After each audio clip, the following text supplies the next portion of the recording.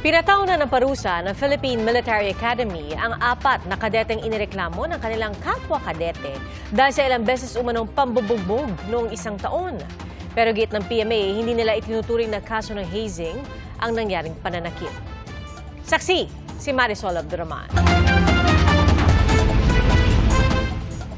4 na kadete ng Philippine Military Academy o PMA ang inireklamo nitong July 2 ng kapwa nila kadete ng paglabag sa Anti-Hazing Act of 2018.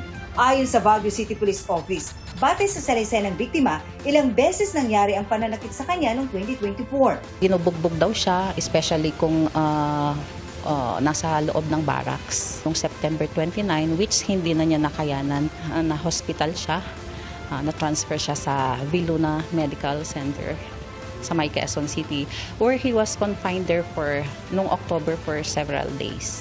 Ayon sa PMA, nakumpirma sa kanilang investigasyon ang pananakit sa isang plebo ng kanyang mga kaklase o kabatchmate. From time to time, ma'am, they are hitting yung kanilang squad mate, ma'am, sa kanyang katawan. Paulit-ulit, ma'am. It's more on they are venting their frustration po, ma'am, dun sa classmate nila by act of inflicting physical harm dun sa kanilang classmate, which is we do not tolerate here in the academy po, ma'am. Sa ilalim ng Anti-Hazing Act of 2018, maituturing na hazing ang pananakit na pisikal o psikolohikal bilang requirement para makapasok sa isang organisasyon o para makapagpatuloy sa pagiging bahagi ng isang grupo. Pero ang sinasabi ng PMA, hindi raw nila ito itinuturing na kaso ng hazing. So hindi po ito hazing? Yes, ma'am. Yes, ma'am. What then? Basically, ma'am, the legal definition kasi, ma'am, ng hazing natin, ma'am, no, is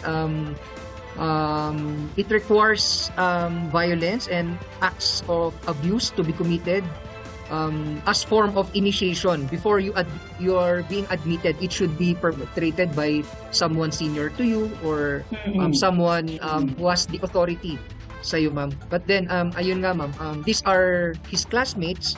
So, kumbaga parang these are misunderstanding between them, ma'am. Ayon sa PMA, ang offense daw ng mga nambubog na plebo, conduct unbecoming.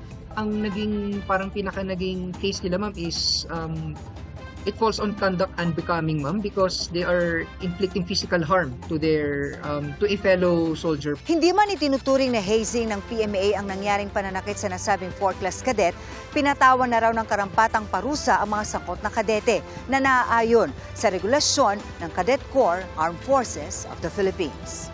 The 2 squad mates of the victim were already suspended, ma'am, from the training, ma'am. So na-turn back po sila, ma'am. And then for the squad leader, ma'am, he was also given appropriate punishment, ma'am, by virtue of his command responsibility, ma'am, for his failure to maintain the order and discipline among the squad po. He was given the maximum punishment for class 1 offense. It's 60 demerits, 210 punishment tours, and 210 confinement days, ma'am. Ayon sa PMA, naka-indefinite leave ang nagreklamong kadete dahil nakitaan siya ng medical condition na makakaapekto sa kanyang pagiging kadete. Yung kanyang discharge, ma'am, is due to a condition unrelated to the injury po, ma'am. No? Tumanggi na magbigay ng pahayag ang pamilya ng nagrereklamong kadete ayon sa Baguio City Police. Nirerespeto naman daw ng PMA ang desisyon ng pamilya na magsampa ng reklamo laban sa mga sangkot. Para sa GMA Integrated News, Marisol Abduraman, ang inyong saksi. Mga kapuso, maging una sa saksi. Mag-subscribe sa GMA Integrated News sa YouTube para sa iba't ibang balita.